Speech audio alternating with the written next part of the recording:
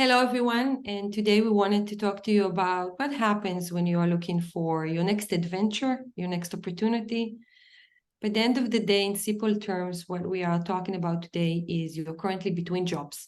I guess that's the way you say it in LinkedIn. A lot of people are looking for their next adventure, looking for the next stage, but basically you are between career. So if you are my friend and you were over with anxiety over not having a job, and not knowing where the next opportunity will come from you. So obviously, I would understand your stress, your tension, your pressure, because we are going by the end of the day to a job and we get from it a lot of things, but we are getting money, and money usually tied to our security. But if you were my friend and you would come to me with that, I would usually ask you to check the title next to career, next opportunity, next everything, and basically asked you for the first time, what do you want to do? And that will be tied to for me, is what kind of person do you want to be? That's usually what I would ask you. Lena, do you see it differently? Yeah, I mean, I agree with you, and because I got fired from a lot of jobs, especially in my early 20s, and I know it's very different maybe by the time we get to later in life, like 40s, 50s, but at the end of the day, I believe that sometimes we just get too complacent, right? We just get too comfortable in our jobs. There is no growth, there is no expansion.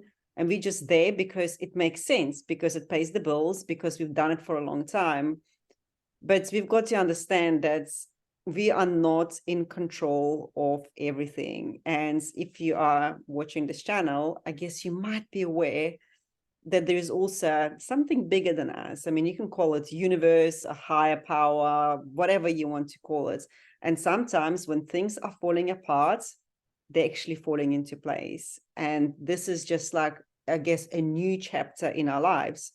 So like with anything in life, we can look at a situation and ruminate about it and ask ourselves like, what went wrong? Why is it happening to me? Poor me, and shame on them. Or we can see it as an opportunity to step up in our lives, an opportunity to expand, to learn something new, to experience something new. And there is a big difference when you look at it from one side, where you feel sorry for yourself, or you look at it from the other side and you feel the excitement. So if you can't even summon up the excitement, find something else. Find maybe even a gratitude, right? Because from that place, you can then start actually, I guess, calling in or creating new opportunities that are more in alignment with the person that you came here to be. And I'm so happy you brought that used or beaten term that everybody will probably like if they will show up on their social media. That when life breaks down, it's actually falling into place. And that's great. And opportunity, you can still see it as an opportunity, and that would still means that you are at least looking at the right direction. But only if you will be brave enough to find out who you are. Because if not, you're gonna just recreate what you had.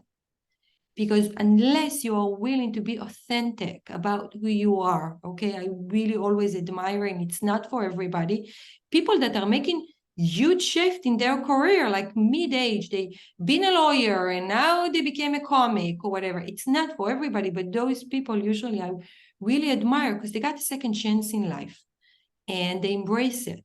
I'm using that as an example because this is usually, obviously, when people are looking at them from the outside, understanding they haven't been themselves. But you know what? Even if you want a business analyst, a help desk person, a salesperson, okay, and you love your job, okay, you loved your job. If you are not even within that framework, life are not asking you to make a big shift, but something within that title of a salesperson or whatever was not clear to you because you created a situation that did not last. And if you want still to be a salesperson, decide what kind of salesperson you want to be. And that opportunity, after everybody would lack that, amazing slogan because we're spiritual without nearly understanding what it means. So only if you take this opportunity, understand the basic question of who you are, what do you want to be, what kind of salesperson do you want to be? You're not going to actually, I don't know, get to where you need to be or use that opportunity properly. And the universe gave you a gift. That's what I believe in. Because there's a good famous saying, and it's been said in many different ways, that says, you don't get in life what you want, you get in life who you are.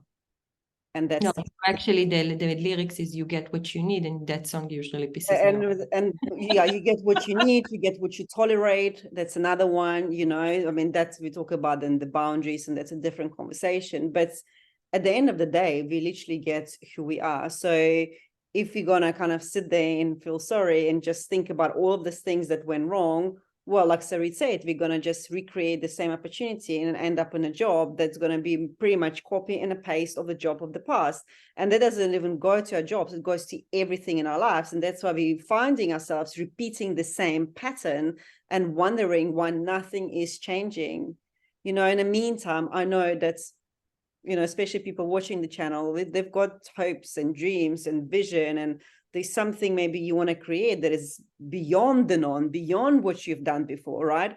So instead of taking this time just to kind of like only looking for a job, which is great, carry on doing that, but also it gives you a perfect opportunity to start understanding yourselves deeper. Like, who am I? Like, what do I want? How often do we ask ourselves a question, what do I want? What would I absolutely love to create in my life? I don't think we really ask ourselves, you know, because we just kind of been conditioned to do things that others expected us to do, right? Like our parents or our teachers. And so we go through life striving, achieving, and we don't really pause to contemplate those big life questions. So if you got retrenched, if you got fired for a job, of course, by all means, go and look for another one. But it's just a great opportunity to connect with yourself. It's also create the job you want. Yeah. I said, not for a lot of people, it is throwing the frame away, okay? It's not for all of us. And living in the unknown with uncertainty, that's not a habit that humans, a lot of them can live in, and I understand that as well. But again, if you want to use the same frame, get the details right this time. So when you're looking for the job, even start with the little details. Decide how many days you want to be in the office, for example, how far it should be from home. Are you going to sell to the European market or to the United States market? And when you're saying that, you're not saying it from a place of what will take me to the next stage, which is a great thing to ask, but what do you love? I love talking to people. Usually took job when I get to demo and speak to a lot of people in the world. Why? Because you figure it out. I'm about people from the day I was born, okay? So I would usually will continue that. So ask yourself what you want, what you like about the job, what you don't like about your job. What kind of people do you want? What kind of kitchen? I want to see, I don't know, London, center London twice a week. So that's what you create for yourself. So even within the frame, and it's not that complicated. I don't know. Usually when my friends are coming to talk to me and I'm asking them, they say, oh, I know. Okay, so let's play a game. I'm going to ask you 10 simple, very simple questions that the only person that can answer is you, and you never thought about it. So we're not asking for something like, wow, I know, but even though it sounds very basic and elementary, I'm sure you never thought about it, right, Lena? Yeah, because the best way to predict future is to create it. So, and we are creators, we just don't realize that, right? Because we're just living by this census that's, you know, we know how to operate with, but there is so much more to us. So we talked about imagination. So if you've got some free time in between jobs, take a pen, take a paper, make yourself a nice cup of coffee, tea, wine, whatever it is that you want, burn some candles and get creative.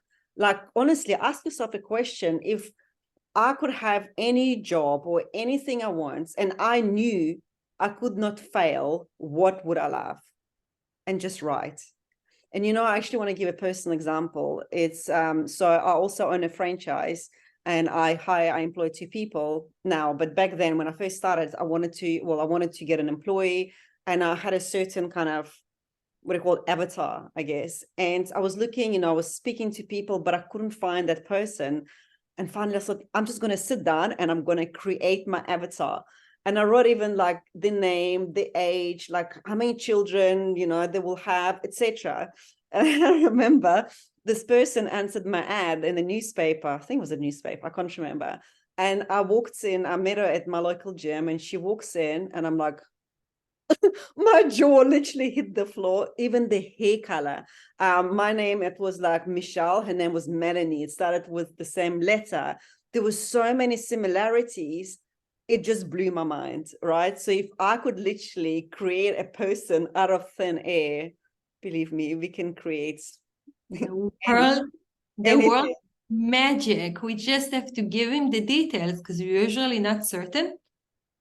So he's got a lot of free framework to work with. So usually we end up around the place that we wanted.